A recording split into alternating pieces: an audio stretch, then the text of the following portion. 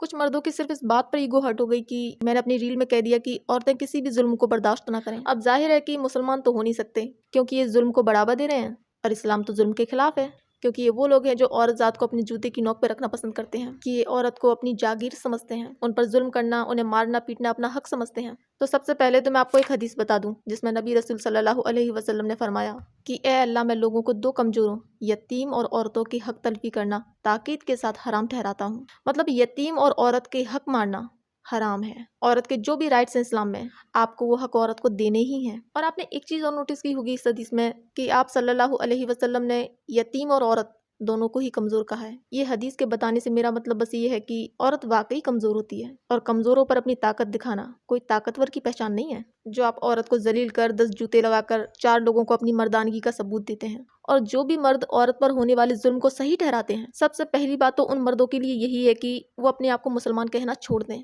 کیونکہ صرف نبی صلی اللہ علیہ وسلم کو ماننے سے مسلمان نہیں بنتے۔ صلی اللہ علیہ وسلم جو بتا کر گئے اس پر عمل کرنا بھی ضروری ہوتا ہے۔ اور آپ صلی اللہ علیہ وسلم خود بھی اپنی پوری زندگی نہ کسی عورت پر ہاتھ اٹھائے اور نہ ہی کسی سرونٹ پر ہاتھ اٹھائے۔ اب ہمیں تو یہی دین صلی اللہ علیہ وسلم سے ملا ہے، لیکن پتہ نہیں لوگ کون سا دین فالو کر رہے ہیں۔ اور اب یہ بات عورتوں کے لیے ہے کہ پڑھو، سیکھو، اپنی نالج کو بڑھاؤ، ورنہ دبا دی جاؤ گی۔ اپنے علم کو ہمیشہ آگے رکھو، ورنہ یہ دنیا، یہاں کے لوگ آسانی سے جینے نہیں دیں گے۔ آپ کو پتہ ہونا چاہیے کہ کہاں تک یہ چیزیں صحیح ہیں اور کہاں ہم پر تھوپی جا رہی ہیں۔ اس لیے پڑھو، سیکھو، خود پر کام کرو، اپنی لائف میں امپروو کرو، خود کو ہر دن سے بہتر بناؤ، ہر دن سے بہتر۔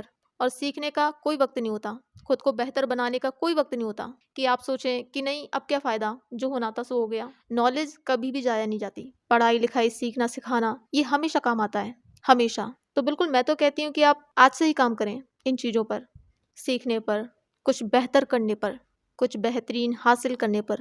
سو دس از آل فار ٹوڈے۔ اللہ حافظ۔